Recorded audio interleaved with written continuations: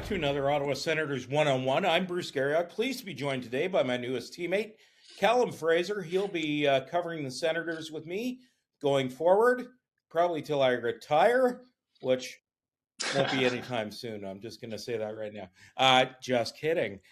Look, Callum, good to have you join us. Why don't you tell us a little bit about yourself, and then we'll talk about the Senators at the midseason. Yeah, sure. We'll get this out of the way quick. I'm originally from Halifax. Grew up there a little bit, but I've lived in Ottawa for a very, very long time and grew up watching the Ottawa Senators. My dad had half-season tickets in the 300s. Then we moved down to the 200s for a couple of years, and I learned how to play, like watching guys like Marty Havlat and Marian Hossa. Played minor hockey for 12 years, still play to this day, love the game. Got started on some blogs like, the Hockey Writers and Silver 7 when I was around 18, 19 years old. Moved on to 1200 and NHL.com around 21, 22. And now at the age of 30, I'm extremely happy to say that I've found what I believe to be my dream job alongside my dream colleague. And yeah, I'm so excited. Only have one article in the bag right now, but working on some stuff and really, really happy to see where this Well, goes. and I think what you're going to offer, and just quickly here, is just a different lens for the readers and the listeners who are going to be listening to this. And I think that's important, to have some voices, to have different voices, and quite frankly, to have younger voices. I celebrated 40 years in journalism this year, and one thing I like about you, Callum, is when I met you, you were working 3 jobs. And when I started in this business, I used to work at a place called the Sunday Herald. I made $75 on Saturdays. I went in at 9 a.m.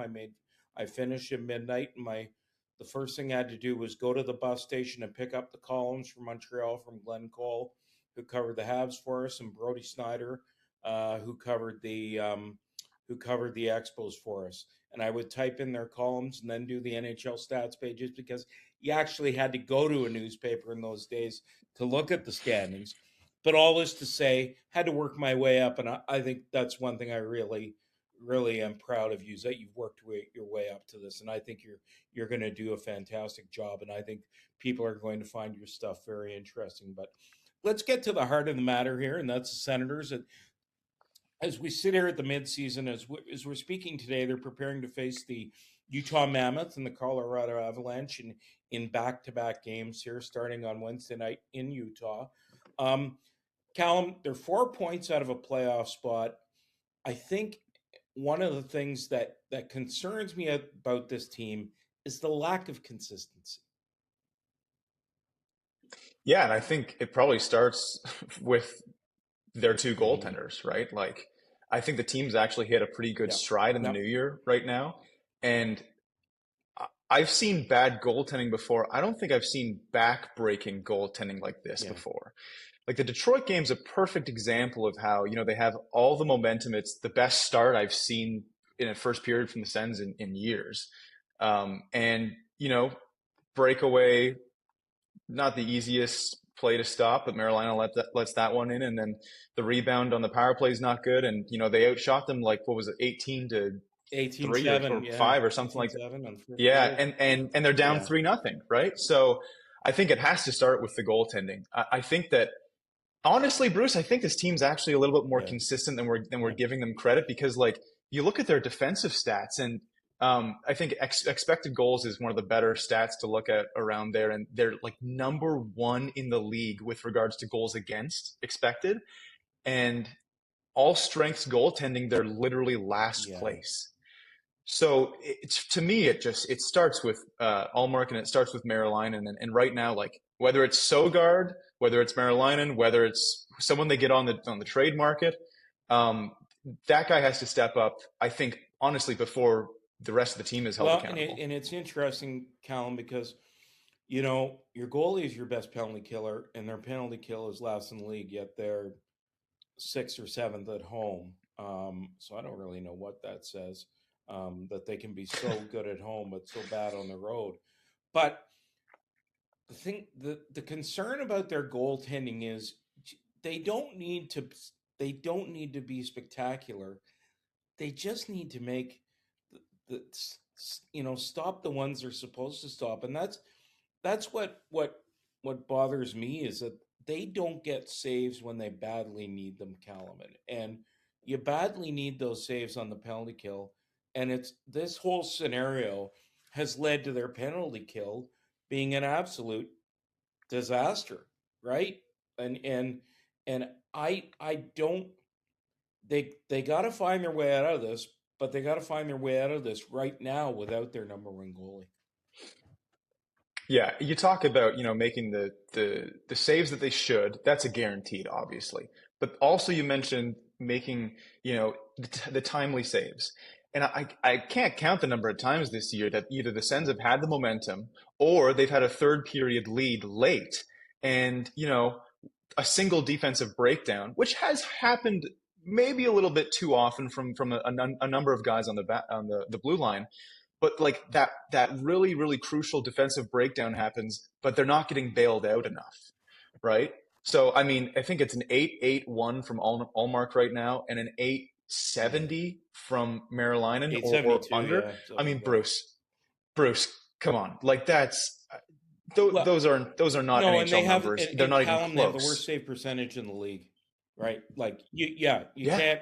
That I said that to Steve Stais at the press conference on Saturday. I said, "Isn't it remarkable that you're even in the race with the worst?" And and and I saw it might have been Graham Nichols said that like they don't need.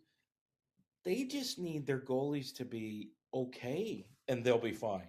Yeah. yeah. What? Not. Yeah, I Go think ahead. Bruce, just one point on that. I think to emphasize like how shocking that this run from their netminders is, like you've been around for a long time. You mentioned 40 years. How many times like have you actually heard a general manager acknowledge, one, that their goaltending has not been good at all, and then two, like Travis Green is he's quite the stranger to calling out his goaltenders. Like Yeah. very Yeah. very rarely does that. The press conference after the game in Detroit, oh sorry, Yeah. against Yeah. Detroit, he was asked by Julian McKenzie straight up, like, your goaltending's not been good enough. How do you combat that? And instead of kind of deflecting and kind of backing up his goalies, and who could blame him by what he said next, what he pretty much acknowledged, like, yeah, they haven't been good enough. We've got to find some ways to win. And I think those two comments from the general manager and the head coach are they shed a light on just like how shocking the performance this year have been from their number one and But two. not look.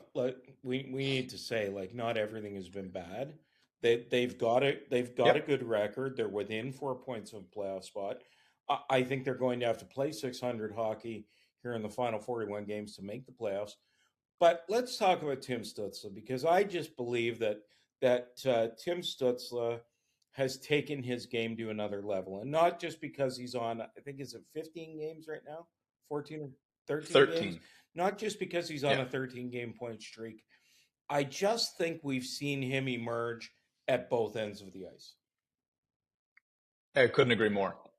I think that he is the strongest and sturdiest that we've ever seen him. He's not adverse to, like, the old blowing a tire and catching an edge. He still does that a couple of times in games now. But I mean, this is the most like active I've ever seen him in the corners. I think he has like some of the best like hits numbers of his career right now. And he's cutting through defenses right now. The goal that he set up Brady Tkachuk for against Detroit was a perfect example of that.